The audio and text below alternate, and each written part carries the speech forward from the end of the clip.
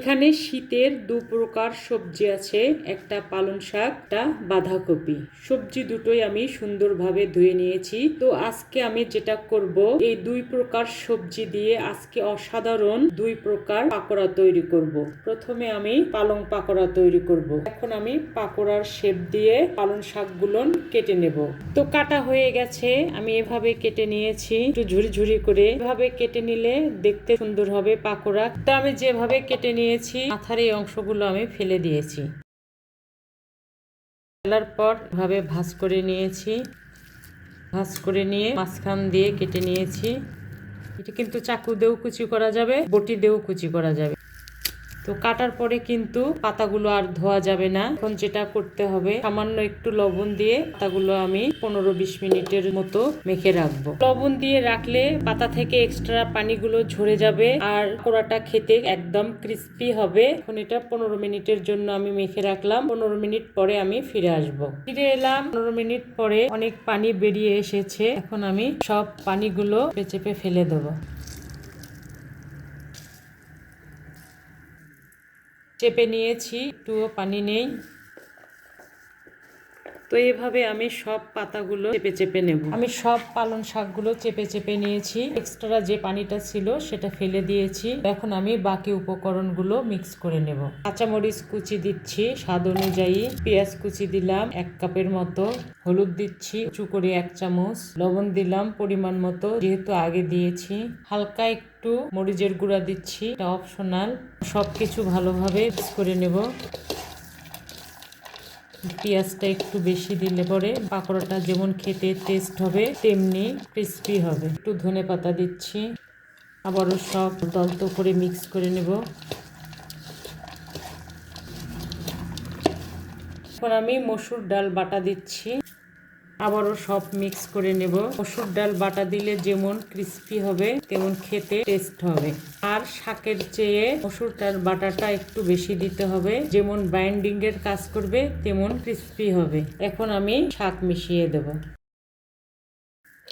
এখানে শাকের পরিমাণ 1/2 কেজির মতো হবে, একটু কম বেশি হতে পারে।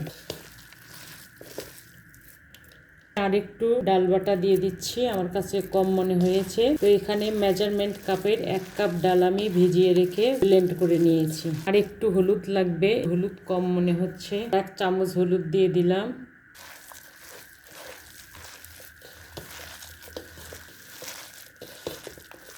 আমি কিন্তু আলতো আলতো ভাবে মিক্স করে নিচ্ছি। মিক্স হয়ে গেছে, ওদিকে আমার কড়াইও গরম হয়ে গেছে। আমি একটু বড় বড় করে দিচ্ছি, চাইলে কিন্তু ছোট করেও দেওয়া যাবে। তেলটা অবশ্যই গরম করে দিতে হবে, তাহলে পাকোড়ার শেপটা ঠিক থাকবে, না হলে পাকোড়া ভেঙে যাবে। আর একটা দিলাম। ডালটা কিন্তু মিডিয়ামের চেয়ে একটু জোরে আছে, এর বেশি দিলে পরে পাকোড়াটা তাড়াতাড়ি হয়ে যাবে, ভেতরে কাঁচা থাকবে। একটু অপেক্ষা করব, নিচের পিঠটা ব্রাউন কালার হওয়া পর্যন্ত। এক পিঠ হয়ে গেছে, উল্টিয়ে দিচ্ছি। 5 থেকে 6 মিনিটের মতো লেগেছে। এখন আবারও অপেক্ষা করব 5 থেকে 6 মিনিটের মতো। ফিরে এলাম 5 থেকে 6 মিনিট পরে, আমি কিন্তু উল্টে পাল্টে দিয়েছি। পাকোড়াগুলো হয়ে গেছে। আমার সব পালং শাকের পাকোড়া ভাজা কমপ্লিট। আমি একটা দেখিয়ে দিচ্ছি, দেখুন কত সুন্দর হয়েছে আর কত ক্রিস্পি। আমি ভেঙে দেখাচ্ছি, ভেতরে কিন্তু একটু কাঁচা নেই। আর আমার এই পাকোড়ার রেসিপি যদি আপনাদের ভালো লেগে থাকে তাহলে আমার চ্যানেলটি সাবস্ক্রাইব করে ভিডিওটি লাইক কমেন্ট শেয়ার করে আমার সঙ্গে থাকবেন। আপনাদের একটি লাইক কমেন্ট শেয়ার আমাকে নতুন কাজের অনুপ্রেরণা দেয়। এখন আমি চলে যাচ্ছি আরেকটি পাকোড়া তৈরি করতে। এখন আমি বাঁধাকপি দিয়ে 2য় নম্বর পাকোড়া তৈরি করব। তো পাকোড়া তৈরি করার জন্য বাঁধাকপি আমি পাকোড়ার শেপে কেটে নেব। বাঁধাকপি কাটা হয়ে গেছে, আমি চেষ্টা করেছি মিহি কুচি করে কেটে নেওয়ার জন্য, এতে করে পাকোড়া যেমন দেখতে সুন্দর লাগবে আর পাকোড়া ক্রিস্পিও হবে। তো আমি বাঁধাকপির মোটা মোটা যে শিরাগুলো ছিল সেগুলো সব ফেলে দিয়েছি, শুধু পাতার অংশটা নিয়েছি। আর এখানে আমি অর্ধেকটা নিয়েছি, এগুলো দিয়েই অনেক পাকোড়া হবে। এখন যেটা করতে হবে, আমি একটু পরিমাণ মতো লবণ দিচ্ছি, মেখে নেব।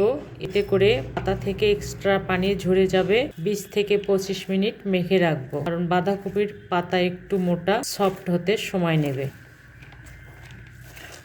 তো সুন্দরভাবে মিক্স করে নিয়েছি। এখন আমি ঢেকে রাখলাম, তাহলে তাড়াতাড়ি বাঁধাকপির পাতাগুলো নরম হয়ে যাবে। 20 থেকে 25 মিনিট পরে ফিরে আসবো। ফিরে এলাম জাস্ট 25 মিনিট পরে। এখন আমি এক্সট্রা পানিগুলো চেপে চেপে ঝরে নেব। সুন্দরভাবে ঝরে নিতে হবে যেন পানি না থাকে। চেপে নেওয়া হয়ে গেছে, রেখে দিচ্ছি। তো এইভাবে আমি বাঁধাকপিগুলো চেপে চেপে নেব। চেপে নেওয়া হয়ে গেছে, একদম ঝরঝরে হয়ে গেছে। এটা সরিয়ে রাখলাম।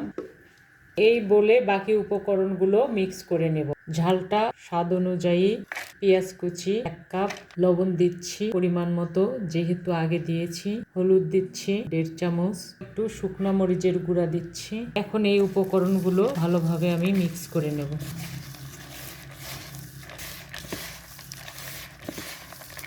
মিক্স করা হয়ে গেছে, ধনেপাতা দিয়ে দিচ্ছি পরিমাণ মতো, আবারও মিক্স করে নেব। এখন চেপে রাখা বাঁধাকপিগুলো দিয়ে দিচ্ছি। এখন আবারও সব মিক্স করে নেব।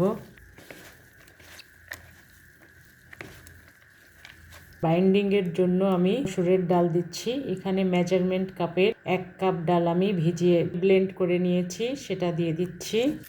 বেসনের চাইতে কিন্তু মসুর ডাল দিলে বেশি টেস্ট হবে পাকোড়াগুলো। বড় মিক্স করে নেব।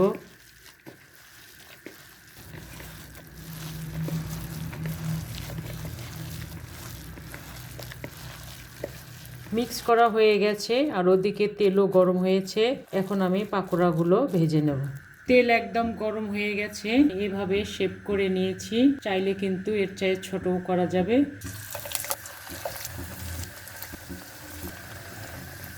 4 থেকে 5 মিনিটের মতো হবে। আমি এক পিঠ ভেজে নিয়েছি, এখন উল্টিয়ে দিচ্ছি।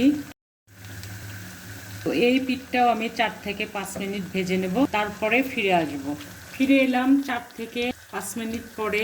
পাকোড়া ভাজা হয়ে গেছে, এখন আমি উঠিয়ে নেব।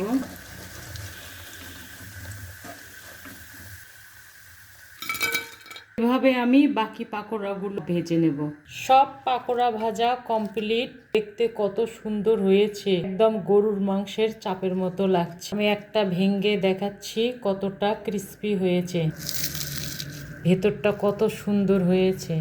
শীতের মৌসুমে এই পাকোড়াগুলো খেয়ে দেখবেন কতটা অসাধারণ লাগে। তো হয়ে গেল আমার অসাধারণ দুটি পাকোড়া। আশা করি আপনাদের ভালো লাগবে। আর ভালো লাগলে আমার চ্যানেলটি সাবস্ক্রাইব করে ভিডিওটি লাইক কমেন্ট শেয়ার করে আমার সঙ্গে থাকবেন। আজ এ পর্যন্তই, আবার দেখা হবে ইনশাল্লাহ নতুন কোনো রেসিপি নিয়ে। আল্লাহ হাফেজ।